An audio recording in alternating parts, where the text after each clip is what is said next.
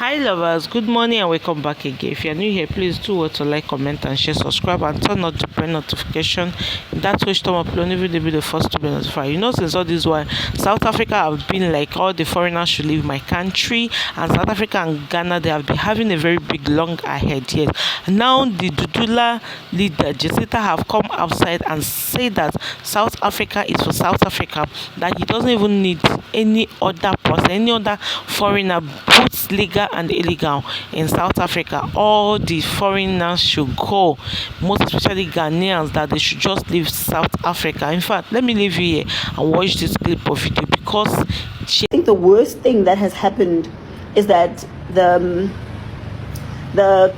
Ghanaian government has actually written a letter summoning our government. You heard me correct, summoning them because of a video that was trending on social media, and they say that that video amounts to xenophobia.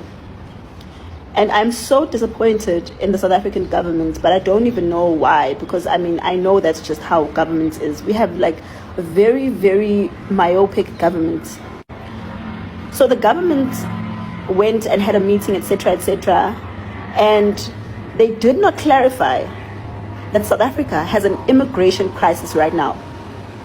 And to maintain the good relationship that we have with Ghana, they couldn't just say, we apologize if you feel that what is happening is wrong. However, our country has to enforce its laws, because we won't go to Ghana and tell the Ghanaian government what to do.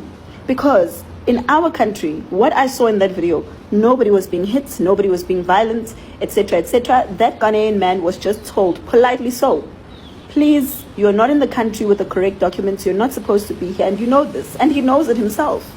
But now why would our government choose to make that man a victim of something that didn't happen? The Minister of Police, an entire Minister of Police, just issued a statement lying, saying that there were attacks on Ghanaians. Where did the attacks happen? Because there's also another video that's happening where in Durban there was an incident of violence where the men who had been part of the march with Ungizwe were violent, which is incorrect, of course, but they were violent with a South African man who was stealing phones at the time when they were walking, stealing from them. That is a person from South Africa. It's not a foreigner. Now the whole world is claiming that man was a foreigner and was being hit for being foreign in South Africa. So guys, I just want to find out from you, do you ever think that we as a country will ever be able to enforce our laws correctly without interference from the rest of the world telling us that when we are enforcing our laws against their citizens who have broken our country's laws, we are the ones that are wrong? Our government has failed to protect us from criminals. Our government has failed to protect us from illegal miners, people doing drugs. They failed to protect us from people just mushrooming everywhere, opening shops. And if the citizens of the country are saying that they're tired, we also have rights as South Africans, and those rights are also in the Constitution. We are also allowed to enforce our citizens' arrests. We're allowed to do that. But now they keep hiding behind the fact that we're not immigration officers. You've only got 800 immigration officers in the whole country, 800. With a population of 65 million. And that is excluding illegal immigrants. So if you calculate and you do the numbers, 800 immigration officers for a population of, say, 80 million people, let's say that. That means one immigration officer for 1 million people. Does that sound practical to our government? And they keep hiding behind the Constitution that is oppressing the very same South Africans that is supposed to be protecting. So I don't understand. The police are the first people to always say, let's work with the communities to fight crime. When the communities are offering themselves to you as the police to say, we are going to be helping you, you start creating fake stories and succumbing to pressure from things that didn't happen. Because you just can't be a government that has a backbone and stand by its people and tell the truth. And tell the truth, just tell the truth. That's all that we're asking. Tell the rest of the world that you have an immigration crisis. There are millions and millions of people that you don't know who they are that are committing crime in the country, and they're undocumented, walking around. Your prisons are full, and there are buildings that are being hijacked. There are jobs that are mushrooming everywhere with hundreds and hundreds of people working there who are unknown because they don't have documents so that people can avoid paying tax and paying them the minimum wage.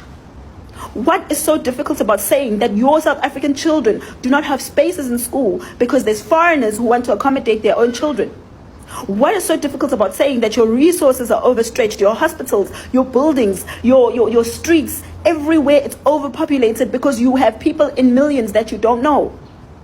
What is so difficult about saying, yes, we appreciate the role that you played and you helped us during the struggle? However, that does not mean you must hold us at ransom and make us not to apply our laws, because then you are no different to the apartheid government.